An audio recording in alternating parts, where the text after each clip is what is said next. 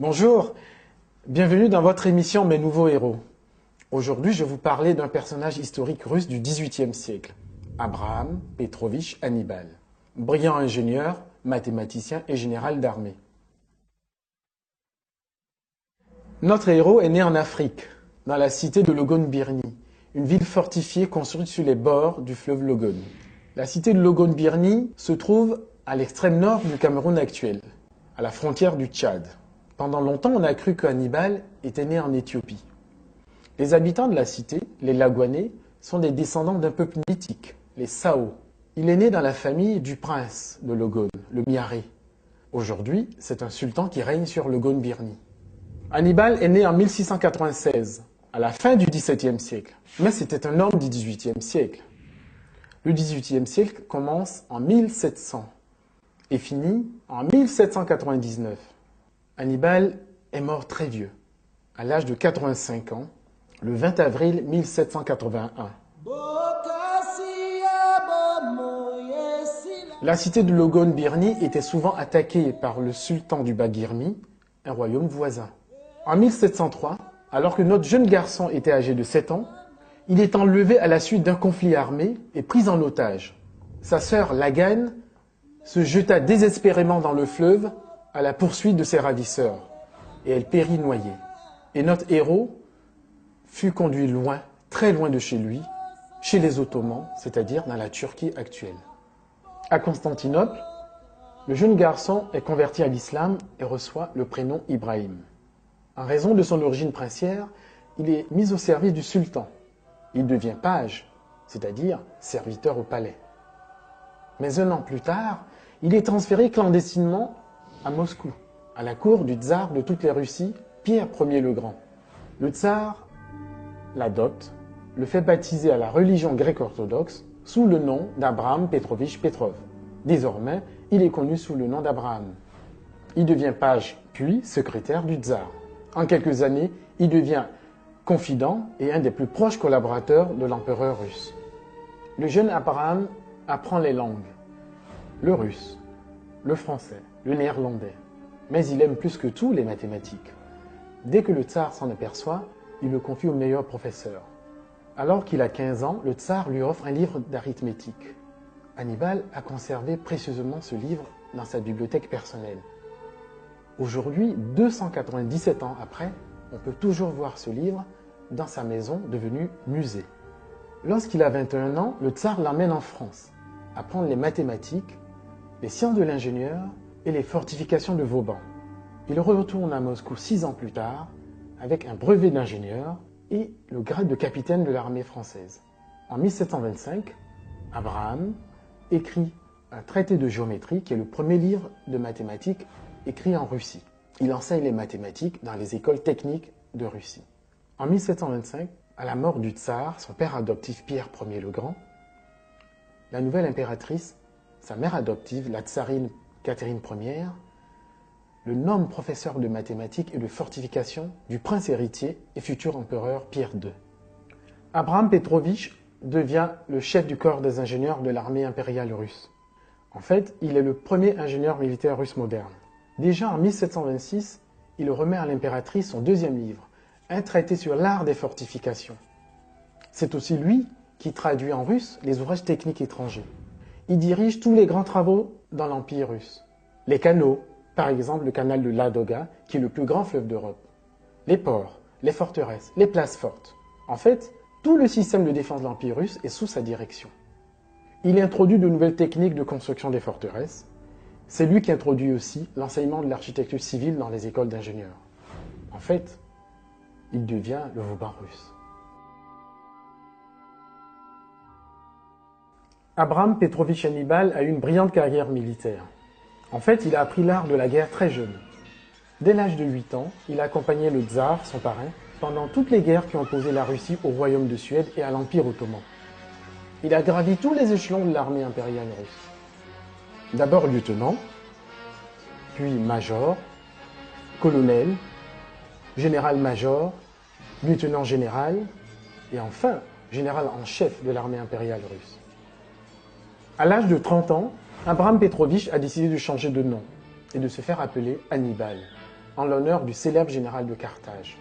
Le jeune enfant venu d'Afrique est devenu l'un des hommes les plus puissants de l'Empire russe. Il fut le 4e personnage de l'État, commandant, gouverneur militaire de l'Estonie, gouverneur de la province de Vyborg, près de la Finlande.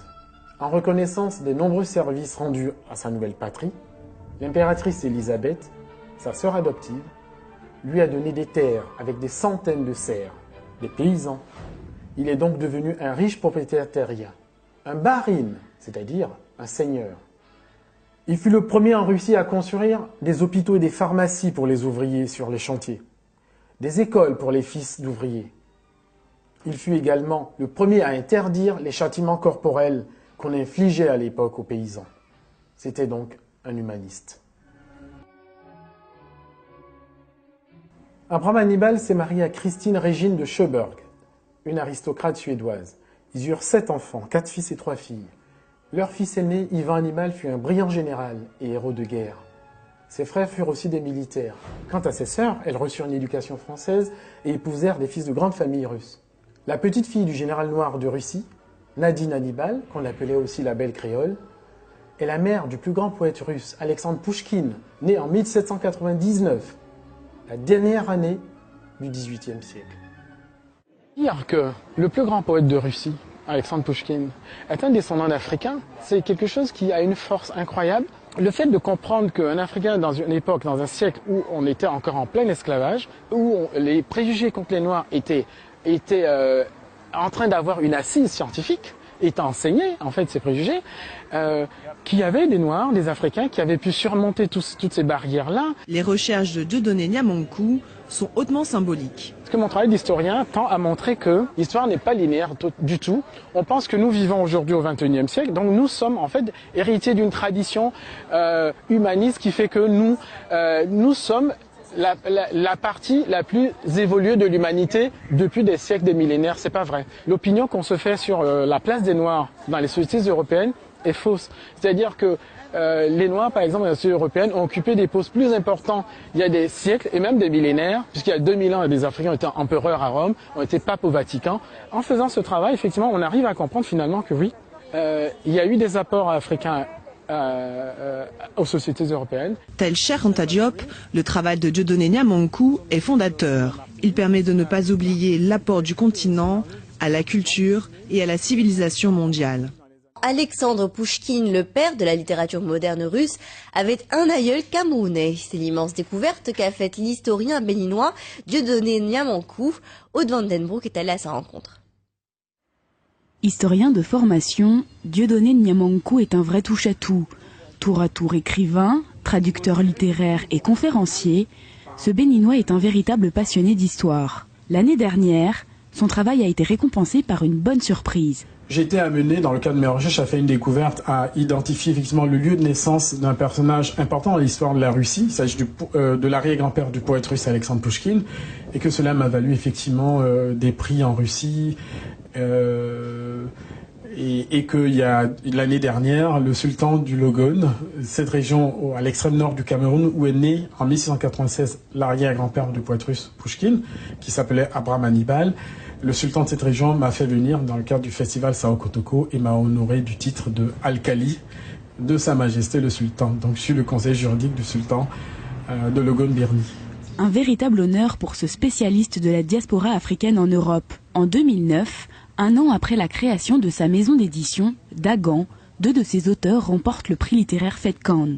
En 15 jours, nous avons eu plusieurs centaines d'exemplaires de livres commandés par rien que les 2 principales librairies de la place. Ça montre au public, déjà, qui ne nous connaissent pas, notre existence. Ça montre au public que nous proposons des publications de qualité, que nous avons des auteurs de qualité, que nous faisons attention à cette production éditoriale. Et ça montre aussi, justement, aux auteurs, puisque nous sommes une jeune maison d'édition, nous avons besoin de nouveaux auteurs. Voilà, que notre maison d'édition existe et peut peut-être les publier. Une reconnaissance qui a souvent facilité le travail de son service commercial auprès des librairies. Cette année, les éditions n'ont pas été lauréates. Mais Dieudonné Niamonkou le prend avec philosophie. Il faut être un bon perdant, confie-t-il. Rendez-vous l'année prochaine avec, qui sait, de nouvelles découvertes et de nouvelles récompenses. Dieudonné Niamankou, vous êtes historien et homme de lettres. Vous êtes aussi l'auteur d'Abraham Hannibal, l'aïeul noir de Pouchkine. Comment avez-vous réussi à remonter dans la généalogie d'Alexandre Pouchkine? Pour remonter dans la généalogie d'Alexandre Pouchkine, j'ai dû m'intéresser d'abord aux écrits d'Alexandre Pouchkine sur sa famille et aussi aux archives russes. Pouchkine a écrit un roman, Le Nègre de Pierre le Grand, dans lequel il parlait de son arrière-grand-père africain qui était noir, Abraham Hannibal. Et pour reconstituer son histoire, j'ai étudié les archives russes et c'est ainsi que j'ai découvert que un enfant africain a été déporté de l'Afrique vers la cour ottomane en 1703 et puis ensuite à la cour du tsar de Russie Pierre Ier le Grand. Et cet enfant était originaire du Cameroun actuel, contrairement à la thèse ancienne qui disait qu'il était originaire de l'Éthiopie. Alors votre œuvre doit être adaptée au cinéma. À qui aura en charge la réalisation du film et est-ce que vous aurez un droit de regard sur l'œuvre? Oui, j'aurai un droit de regard parce que je suis consultant historique du projet. Et puis, ce qui est plus important encore, la réalisation est confiée à Gérard Corbiot, un des plus grands réalisateurs européens qui est d'origine belge, qui a eu un Golden Globe Award pour son film Farinelli et le maître de musique. Est-ce qu'il y a une date de sortie ou ça a déjà commencé en fait le tournage? Le tournage n'a pas commencé. Nous sommes en phase de pré-production, c'est-à-dire le scénario est terminé, il a été écrit et actuellement, justement, les producteurs sont en train de monter une coproduction et trouver les financements. Il faut dire que le budget est important. C'est un grand film historique que nous souhaitons faire d'un budget d'environ 20 millions d'euros. Ah oui. Alors, vous avez également mis à jour l'ascendance africaine de nombreux Européens avant le XXe siècle. Est-ce que vous pouvez nous en citer quelques exemples? Oui, on ne pense pas souvent aujourd'hui que parmi les grandes figures de l'histoire européenne, il y avait de nombreux Africains.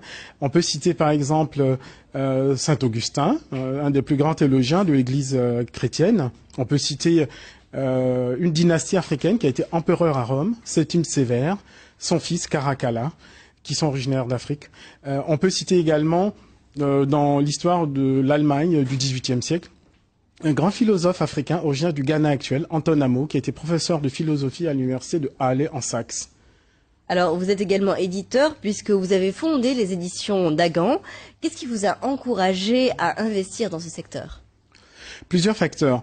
Déjà, étant père de famille, je ne trouve pas toujours les livres que j'aurais aimé que mes enfants lisent à l'école. Quand je vais à la bibliothèque de l'école maternelle où va ma dernière fille, par exemple, ce qu'on appelle aujourd'hui la diversité en France n'est pas toujours très présent. Et même quand elle l'est, les thèmes abordés ne sont pas toujours aussi intéressants.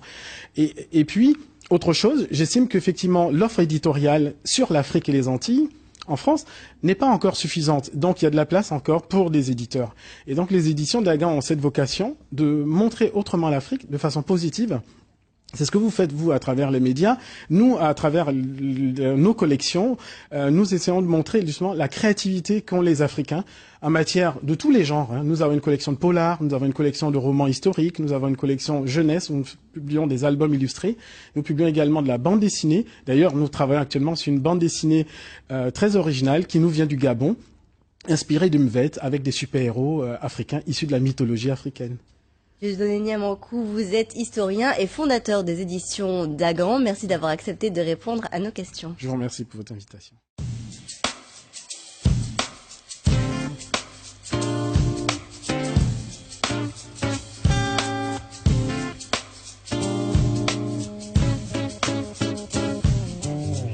Century in the Russian Empire. One of the leading figures is an African man. See him standing tall upon the high wall, heading entire defense of this great empire. Military leader, eminent mathematician, talented diplomat, hydraulic engineer, fortification expert, chief administrator of the Ladoga Canal project, and of the commission of works in Kronstadt and the Baltic port.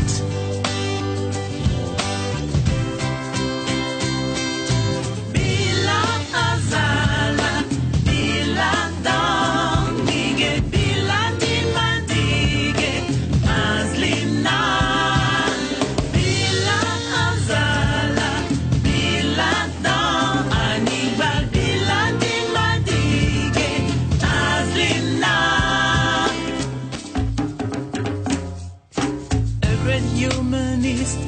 Hannibal founded a hospital for the Kronstadt canal workers and their families. Then a school for their children. Ooh, yeah.